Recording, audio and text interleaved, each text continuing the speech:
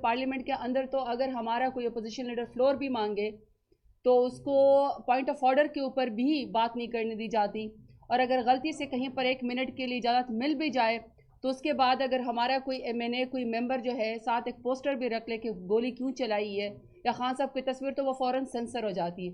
तो ऐसे में मैं आपका शुक्रिया अदा करती हूँ कि आप हमारी आवाज़ हमेशा आवाम तक पहुँचाते हैं। आज इस सेशन का दूसरा दिन है और मुसलसल अपोजिशन जो है वो पीसफुल प्रोटेस्ट पार्लियामेंट के फ्लोर के ऊपर कर रही है। फिर उसके बाद हम आपसे मीडिया के ऊपर बात करते हैं। आज ऐसा हुआ कि जब हम पार्लियामेंट के अंदर गए तो आज हमने जो हमारे पाड़ा चिनार से कुरम एजेंसी से जो हमारे एमएनए उन्होंने फ्लोर मांगा कि जो वहाँ पे हो रहा है हमारे लोगों के साथ, उनको फ्लोर नहीं दिया गया। फिर अपोजिशन लीडर उमर अयूब साहब ने जो है वहाँ पे फ्लोर मांगा, लेकिन अनफॉर्चुनेटली उनको भी नहीं बात करने दी गई।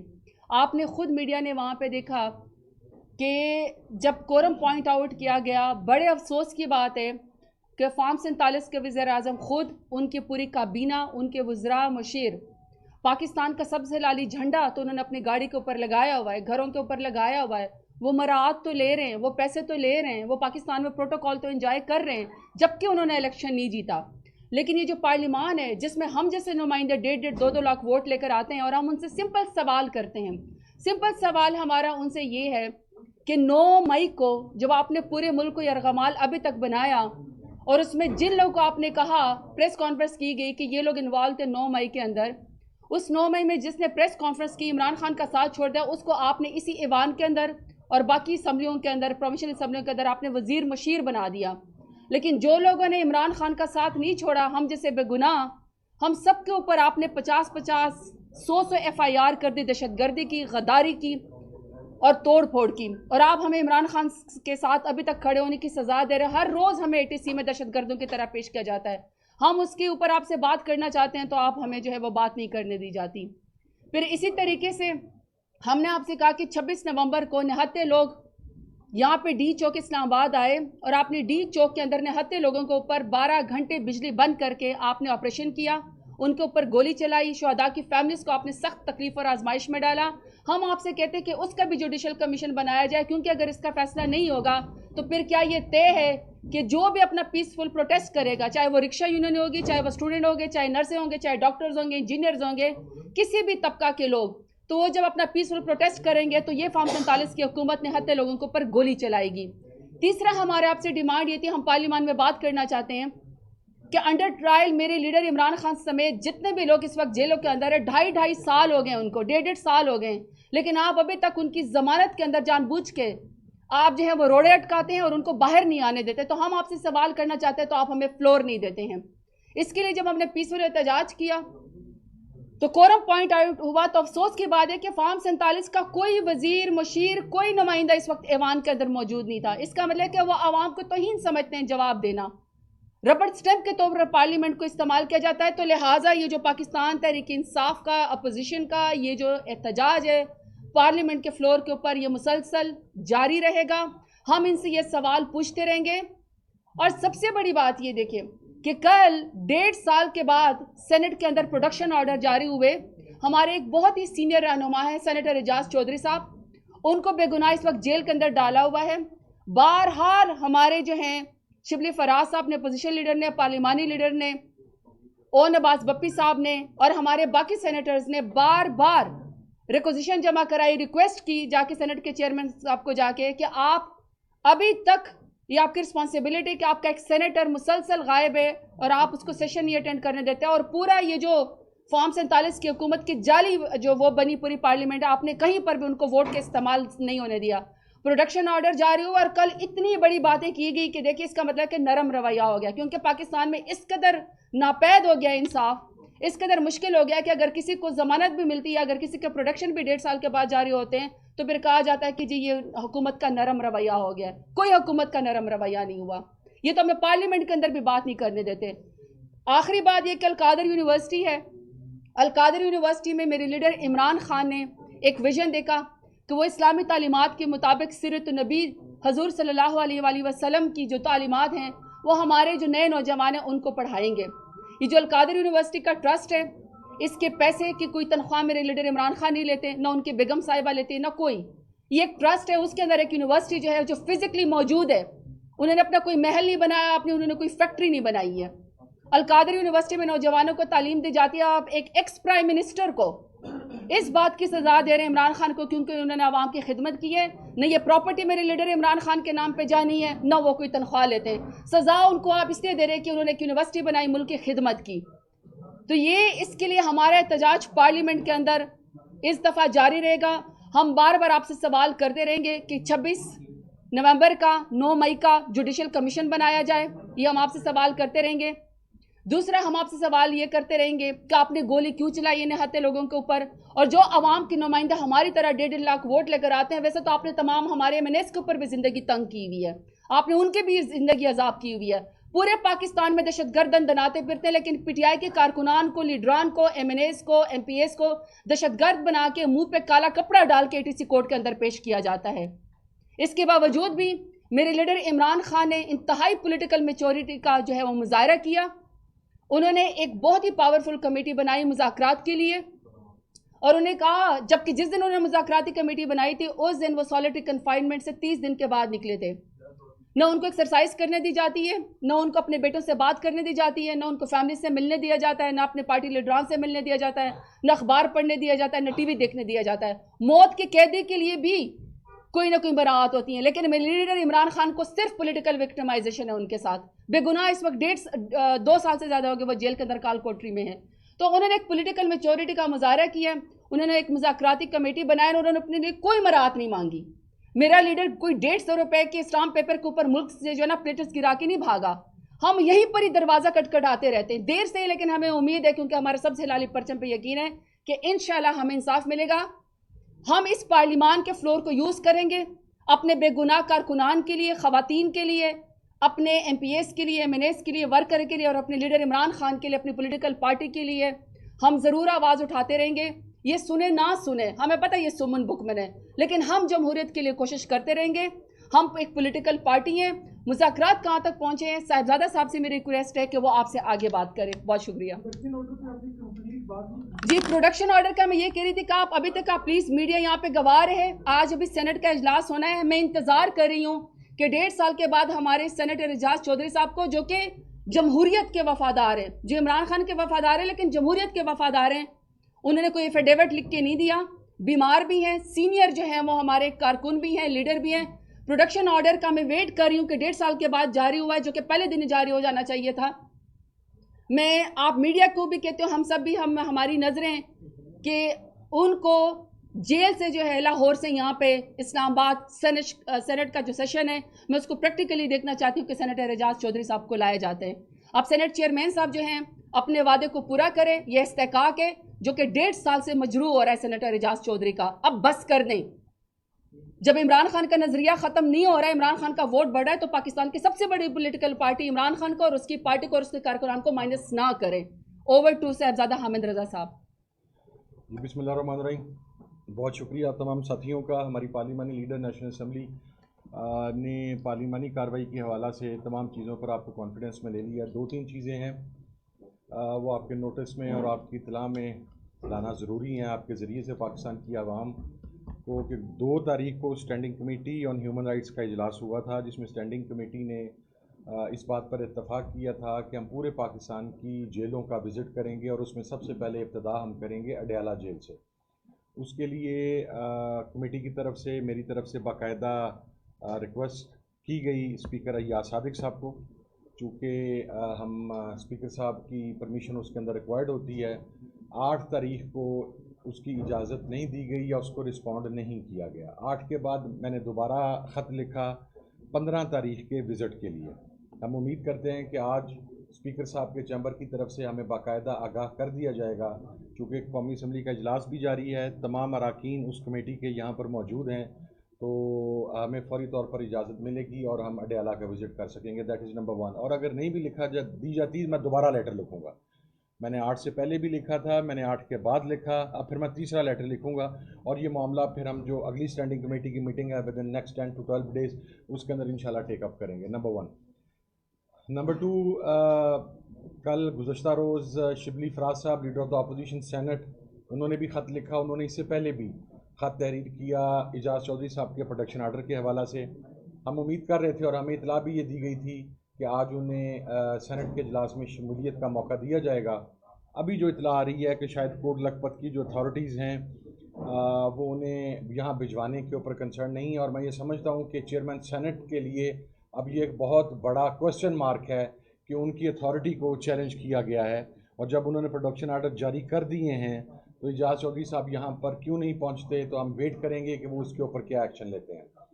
तीसरी चीज़, कल मैं मुज़ाकरात पे आने से पहले एक बात, सिर्फ कल के गुज़श्ता रोज़ पाकिस्तान की पार्लिमानी तारीख़ में हर गुज़रते सेशन के साथ बदज़ुबानी की एक नई मिसाल कायम करने वाला शख्स ख्वाजा आसफ़, कल वो ये कह रहा था कि मुज़ाकरात ख़त्म कर दें। मुझे ये समझ नहीं आ रही वो किससे कह रहा था।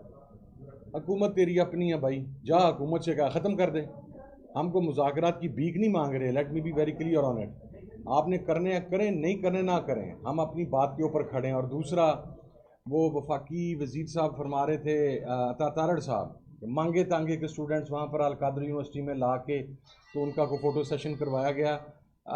जनाब के पास अगर वक़्त हो, मैं खैर जाना तो उनके साथ मुनासिब नहीं समझूंगा, लेकिन वो जिस टाइम भी विज़िट करना चाहें, और टाइमिंग्स में भी विज़िट करना चाहें, तो जाके देख लें कि वहाँ पे मांगे तांगे के स्टूडेंट्स बैठे हुए हैं या मेरिट पे बैठे हैं। और दूसरी बात, चूँकि सोच जब डेवलप होती है तो उसके पीछे कोई ना कोई उसके मुहर्रिकात होते हैं। मुहर्रिकात ये हैं कि जिस वक्त शरीफ एजुकेशनल कॉम्प्लेक्स, जिसे हम शरीफ कॉम्प्लेक्स कहते हैं, वो बना था, मैं वहाँ पर स्टूडेंट रहा हूँ 98 में, 99 में, 2000 में। वो ट्रस्ट था, लेकिन उस ट्रस्ट के अंदर वाक़यातन वहाँ पर उस वक्त हम 10 से 12 स्टूडेंट्स थे जो external university, London university external program के अंदर वहाँ पर मौजूद थे। और फिर वहाँ पर जो कुछ होता था, वहाँ पर उसको फाइनेंस करने के लिए, उस ट्रस्ट के लिए फिर ज़रा डाटा निकलवाया जाए कि कौन से ममालिक के लोग यहाँ पर आते थे, उनके किडनी ट्रांसप्लांट के ऑपरेशन होते थे, कितनी सर्विंग वहाँ पर की जाती थी, वो एम्बुलेंसेज, वो जहाज़ अगर रिकॉर्ड के ऊपर हो, हम तो वहाँ पर होस्टलाइट्स है ना, हम वहाँ पर मौजूद थे। तो आप हमेशा किसी भी ट्रस्ट को जिन ग्राउंड्स के ऊपर आप चलाते हैं उसी नज़र से देखते हैं, लेकिन इमरान खान ने जो ट्रस्ट कायम किया है उसमें आप शौकत खानम देख लें, आप नमल यूनिवर्सिटी देख लें, आज तक आपका बदतरीन मुखालिफ भी उसके ऊपर कोई ऑर्डर ऑब्जेक्शन रेज नहीं कर सका। तो अलकादर के अंदर भी यही पोजीशन है। आप बात क्यों करते हैं हमें समझ में आती है, क्योंकि आपके अपने ट्रस्टों की हालत ये है कि वो आपने अपने पर्सनल बेनिफिट्स के लिए बनाए हुए हैं। तीसरी चीज़, मुज़ाकरात के ऊपर मैं एक मत परसों इंशाल्लाह 16 तारीख को हम तहरीरी तौर के ऊपर अपने दोनों मुतालबात 9 मई का जुडिशल कमीशन और 26 नवंबर के मैसेकर के ऊपर जुडिशल कमीशन के हवाले से, और उसके साथ साथ सियासी असीरान की रिहाई के हवाला से। और उसमें मैं एक बात क्लियर कर दूं कि ये हम जो असीरान की रिहाई की बात करते हैं, that is not under any NRO। हम NRO तब होता है जब एक शख्स सज़ा याफ्ता हो चुका हो, वो एक जेल में मौजूद हो, उसकी पार्टी को पता ना हो, उसकी फैमिली को पता ना हो, रातों रात एक जहाज़ लैंड करे, वो उसके ऊपर बैठे और पाकिस्तान से निकल जाए, और फिर जाके हरमैन की सरजमीन के ऊपर बैठ के ये बात कहता रहे 6 साल कि मैंने कोई एग्रीमेंट साइन नहीं किया, हालांकि वो इन राइटिंग मेरे पास वो पर्सनली मौजूद है। मेरे वालिद चूँकि उस वक्त नेशनल असम्बली के मेंबर थे, हमारे पास तो 1 महीने के बाद वो पेपर आ गया था। इसे कहते हैं NRO। हम जो डिमांड कर रहे हैं वो प्रोसिक्यूशन के किरदार की इस्लाह की बात कर रहे हैं। इमरान खान साहब और हमारे तमाम असीरान अपने केसेस को फेस करके बाहर आएंगे, अदालती रिलीफ हमें मिलेगा, हम अदालतों से अब बेगुनाह होके और अदालतों से ज़मानतें हासिल करके आएंगे। हम आपसे ये नहीं कह रहे कि आपको एग्जेक्टिव ऑर्डर जारी करके तो असीरान को रिहा कर दें, इमरान खान साहब को रिहा कर दें। So we need to be very clear on it. इसके अंदर ऐसी कोई चीज़ नहीं है। प्रोसिक्यूशन का किरदार क्या है? इमरान खान साहब की अराउंड अ मंथ को तमाम मुकदमात में ज़मानत हो गई, रोबकार जारी हो के उन्होंने शाम को रिहा होना था, लेकिन फिर न्यू टाउन की एक FIR में उनको रिमांड करके जुडिशल कर दिया गया। इसी तरीके से हमारे असीरान में मेजॉरिटी ऑफ द असीरान जो हैं उनके ट्रायल मुकम्मल हो चुके हैं। अब जब किसी मुलज़म का ट्रायल मुकम्मल हो जाता है तो ज़मानत आइनी और कानूनी तौर पे उसका इस्तेहकाक है। प्रोसिक्यूशन क्या करती है कि या तो उस ज़मानत को अपोज करती है, या दूसरा तरीकाकार ये है कि पंजाब में हज़ारों की तादाद में FIRs हैं जिसके अंदर नामालूम हर FIR में किसी में 50 है, किसी में 100 है, किसी में 200 है। तो वो किसी नामालूम एफआईआर के अंदर नामालूम लोगों के अंदर उसका नाम डाल के तो दोबारा नए मुकदमे में उसे इन्वॉल्व कर दिया जाता है, जो कि वाज़ेह सबूत है आपकी पॉलिटिकल विक्टिमाइजेशन का। हम सिर्फ एक किरदार की सलाह चाहते हैं कि मज़ीद बोगस और 2 नंबर एफआईआर्स नहीं होंगी और उसके अंदर पॉलिटिकल विक्टिमाइजेशन नहीं होगी। 9 मई के ऊपर आप कहते हैं हम जिम्मेदार हैं, हम कहते हैं कैटेगोरिकली कि आप जिम्मेदार हैं। कल मैं चूँकि अभी एक हेयरिंग चल रही है वहाँ पर मिलिट्री ट्रायल के हवाला से, वहाँ पर एक जज साहब ने तो अब बात कर भी दी है इसके ऊपर। उन्होंने कहा है कि वो वीडियोज़ और वो चीज़ें मंजर किस तरीके से लोग बग़ैर किसी के रोके हुए किसी बिल्डिंग तक पहुँच गए, तो क्या ये सिक्योरिटी का फेलियर नहीं है? अब ये क्वेश्चन मार्क आ रहा है पाकिस्तान की आला तरीन अदलिया के एक जज की तरफ से। यही हम कहते हैं कि उस दिन के सीसीटीवी कैमरों की फुटेजेस सामने लाई जाएं।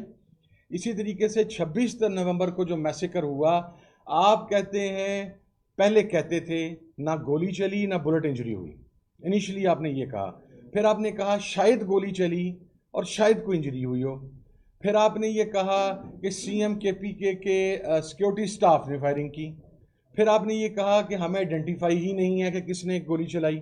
यानी हुकूमती बयानात एक हफ्ते के अंदर अंदर उन्होंने 4 मरतबा अपने बयानात चेंज किए। हमारे 13 के करीब शुहदा हैं जो कन्फर्म है। हमारे मिसिंग्स के पर्सनस के ऊपर हमने इनिशियली तादाद दी थी 200। अच्छा, उसके ऊपर किसी हुकूमत और उनके नाम शेख वकास अकरम साहब ने मीडिया को दिए। हमने अपनी जिम्मेदारी के तहत उन लोगों को ट्रेस किया, लोकेट किया। वो तादाद 200 से ग्रेजुअली नीचे गिरती हुई 46 पर आई। अभी हमारे मज़ीद कुछ लोग कुछ थानों के अंदर आइडेंटिफाई हो गए हैं, वो इन अनदर 24 आवर्स हम इंशाल्लाह उसका फिगर भी दे देंगे। लेकिन ये जिम्मेदारी हमारी साइड से है। अगर हमने कोई झूठा प्रोपोगंडा करना हो तो हम कहते रहें 400 मिसिंग है, 200 मिसिंग है, 600 मिसिंग है, इसलिए कि मिसिंग का गम हम समझते हैं। इस रजीम चेंज के ऑपरेशन के बाद इन्हीं पार्लियामेंटेरियंस ने, ये खुद भी मिसिंग हुए, इनके बाल बच्चे भी मिसिंग हुए, इनके जीजो अकरबा भी मिसिंग हुए। तो हमारी तो दुआ है कि वो नंबर जो ग्रेजुअली नीचे जा रहा है वो 0 पे आ जाए, ताकि किसी माँ का बेटा, किसी औरत का जो मजाजी खुदा है, किसी का बाप, वो उनसे दूर ना हो। उसके ऊपर हम जिम्मेदारी का मुजाहरा कर रहे हैं। हमारे 56 वुंडेड हैं जो कि बुलेट इंजरीज़ हैं और हमारे पास उनके मेडिकल सर्टिफिकेट्स मौजूद हैं। अब हम कहते हैं कि आपने गोली भी चलाई, आपने स्नाइपर्स के ज़रिए पाकिस्तानियों को गोली से भी मरवाया। आज जिस पार्लियामेंट के अंदर और जिसकी प्रेमिसेस में खड़े होकर हम ये गुफ्तगू कर रहे हैं, यहाँ पर हम पाकिस्तान के अवाम के वोट की वजह से हैं। जिनके वोट की वजह से हम यहाँ पर पहुँचे हैं, वो वोट देने वालों को आप इस बिल्डिंग के बाहर आने पर कैसे गोलियां मार सकते हैं? और अगर उन्होंने को वायलेट की थी पॉलिसी, मसलन इजाज़त नहीं थी, वो यहाँ पर आ गए, तो बाबा मैं एक ट्रैफिक के सिग्नल के ऊपर अगर रेड लाइन को तोड़ता हूँ तो क्या मुझे गाड़ी से निकाल के फायर मार दोगे?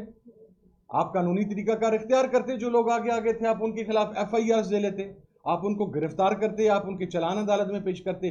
गोली का इख्तियार आपके पास नहीं है, इसका जवाब आपको देना पड़ेगा कि ये गोली क्यों चली। तो ये डिमांड्स हम इंशाल्लाह परसों रख देंगे। और एक चीज़ और मैं क्लियर कर दूं, अगर तो जुडिशल कमीशन के ऊपर को पेशरफ्त होती है 16 तारीख की मीटिंग के बाद, तो अगली मीटिंग होगी, और अगर कोई पेशरफ्त नहीं होती तो फिर किसी किस्म की कोई अगली मीटिंग नहीं होगी। और जो अगली मीटिंग होगी पेशरफ्त की सूरत में, ये भी मैं क्लैरिफाई कर दूं कि दोनों नुकात के ऊपर कट ऑफ डेट 31 है। 31 जनवरी तक आपको दोनों मुतालबात मानने हैं।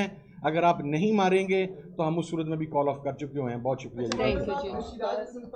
सवाल है कि जुडिशल कमीशन के आप मुतालबा कर रहे हैं, उसमें क्या कुछ होगा, उसमें पीवाज क्या होंगे? दूसरा मुतालबा आपका है सियासी अस्सीदान की रिहाई, क्या उन अस्सीदान में जनरल पेसमिल का नाम शामिल है? अच्छा, सबसे पहली बात तो मैं आपको अर्ज़ कर दूं जी कि जो TORs हैं जुडिशल कमीशन के, पहले हुकूमत जुडिशल कमीशन मानने के ऊपर अगर एग्री करती है तो फिर ही वो TORs डिस्कस हो पाएंगे।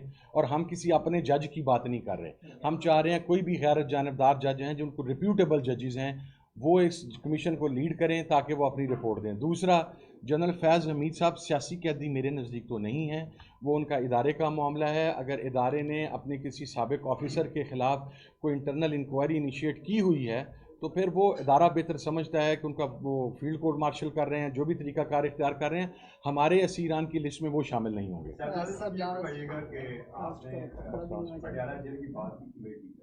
तो क्या आपको यकीन है कि आपको इजाज़त मिल जाएगी, और अगर इजाज़त मिल जाती है तो सिर्फ कमेटी अरकान विजिट करेंगे या मीडिया के लिए भी ओपन होगा?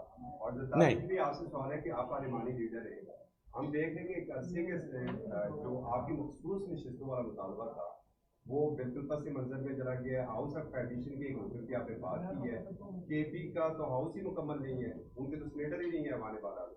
अच्छा, सबसे पहले मैं एड्रेस कर दूं जी कि जो हमारी विज़िट होगा जेल का, उसके अंदर सिर्फ कमेटी के अरकान शामिल नहीं होंगे, बल्कि जो लोग मीडिया को कवर करते हैं नेशनल असम्बली को, वो भी साथ जाएंगे। उसकी लिस्ट हम साथ प्रोवाइड करेंगे जी। अब लास्ट, थैंक यू जी, बस ये काइंडली लास्ट वो है क्वेश्चन आंसर है। देखिए, असल बात जो आपने पहले अडियाला जेल वाली की कि कमेटी, हम तो खुद चाहते हैं कि मीडिया जाए, हमारे साथ जाए। ये किसी भी पब्लिक नुमाइंदे का हमारा हक है कि हम किसी भी जेल का विज़िट कर सकते हैं। उसके बाद ये मीडिया के लिए भी ये उसका राइट है कि आप उनको अपने जेल दिखाएं, उनको अपने बैरक्स दिखाएं, आप उनको अपने सॉलिटरी कन्फाइनमेंट दिखाएं, जेल के कैदियों से उनकी बात करवाएं, ताकि पता चले जेल मैनुअल के मुताबिक कि वहाँ कैदियों से क्या सलूक हो रहा है। जब साहिबजादा साहब ने ये लिख के भेजा, हम सब की इंडोर्समेंट शामिल थी। हमने अडियाला जेल का इसलिए मुंतखब किया कि ये तो सबसे पहले करीब है, फिर बाकी जेलों का भी जो है हम दौरा करेंगे। हमारा सिर्फ मकसद ये नहीं है कि हम इसको कोई पॉलिटिकल हमारी मोटिवेशन है। हमारा मकसद ये है कि जो पिछले 2.5 साल से पाकिस्तान में कैदियों के साथ सलूक हो रहा है, ख़वातीन के साथ सलूक हो रहा है, पॉलिटिकल लीडर के साथ सलूक हो रहा है, वो किसी इंसानी तारीख में नहीं मिलता। सारे फंडामेंटल राइट्स जो हैं वो सस्पेंड है। और जो ये हुकूमत शेखियाँ मारती है कि हमने ये सहूलियात दी, हमने वो सहूलियात दी है, तो फिर सहूलियात का पता आपके सामने, मीडिया के सामने पता चल जाएगा। ठीक है जी। लास्ट बात आपने कहा जी कि हमारा हाउस ही मुकम्मल नहीं है। ये बड़ी अनफॉर्चुनेट बात है कि सीटें हमने जीती, लेकिन हमारे रिज़र्व सीटों के ऊपर डाका मारा गया, और वो बाकी तमाम पॉलिटिकल पार्टी में जो अपने आप को जमहूरी कहती हैं, उसके अंदर वो बंदरबाट हुई। बहरहाल हमने वो केस लड़ा, हमने वो जीता। अभी तक आपके सामने कोई रिज़ल्ट नहीं आया। मैं तो आपके सामने एक और सवाल छोड़ना चाहती हूँ। सवाल मेरा ये है कि जो 2-3 महीने के अंदर वो जो बाकी पॉलिटिकल जमातों को हमारी रिज़र्व सीटों की बंदरबांट की गई, क्या उन ख़वातीन का हमें डेटा पार्लियामेंट में या मीडिया को दिखाया जाएगा कि उन ख़वातीन को कितनी मराहत दी गई, कितनी PIA की टिकट्स उनको दी गई, कितनी जो है उन्होंने वो जो 2 महीने के लिए, 3 महीने के लिए जो प्राइज सीटों के ऊपर, पाकिस्तान तहरीक इंसाफ की सीटों के ऊपर डाका मार के आई थी, क्या वो अपने घर सब कुछ मराहत जो कि एक इलेक्टेड MNA को या रिज़र्व सीट के MNA को जो इख्तियार है, क्या वो सब कुछ अपने साथ लपेट के ले गई? और वो कौन सा सिस्टम है, वो कौन सा सिस्टम है जो फ़ौरन इन ख़वातीन को जो कि प्राइज सीटों के ऊपर आई थी डाका मार के, उनको फैसिलिटेट भी कर गया?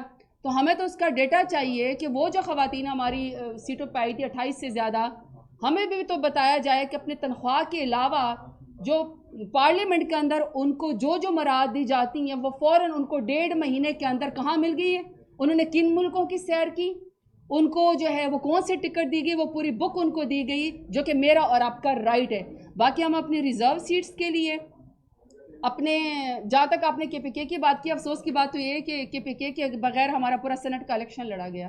अफसोस की बात तो ये कि एक पूरी जमात को और एक पूरे KPK को डिप्राइव्ड किया गया इस हक से, तो इसके ऊपर भी ज़रूर बात होनी चाहिए। अब्बास, वापस मांग रही हैं मैडम? मैं क्या ये बनात वापस मांग रही हैं या फिर सिर्फ आपको देने की? नहीं, मैं इसलिए दूसरा सवाल मैं कि क्या ये एहतजाज जो है ये तीसरी नशिस्त में अगर नशिस्त बन जाता है तो फिर पार्लियामेंट के अंदर का एहतजाज रुक जाएगा? और साथ कल ख्वाजा आसिफ साहब कह रहे थे कि मैं मस्जिद में जाके कहने को तैयार हूँ कि तीसरी मुज़ाकरात मुखलस नहीं चाहती, ये कुछ और चाहती है। नीयतों के हाल सिर्फ अल्लाह की ज़ात जानती है। ख्वाजा साहब, मैं अब क्या कहूँ, मस्जिद की बात बस वैसे कि ख्वाजा साहब चूँकि खुद रेहाना डार साहिबा से हार चुके हैं, तो जब पराई सीट के ऊपर कोई आता है तो वो इसी तरह की उल्टी सीधी बातें करते हैं। बेहतर ये कि मस्जिद को इसमें इसलिए ना लाया जाए कि फिर वो अपनी सीट के ऊपर भी हल्फ ले ले। जहाँ तक आपने रिजर्व सीट की मराहत की बात की ना, देखिए ना, जब उनकी सीट ही नल एंड वॉइड हो गई, जब कोर्ट ने उनकी रिजर्व सीट ही नल एंड वॉइड कर दी, उन्होंने कहा कि ये गलत उन्होंने ओथ लिया है, तो फिर तो उनको मराहत वापस करनी चाहिए ना जी। Thank you.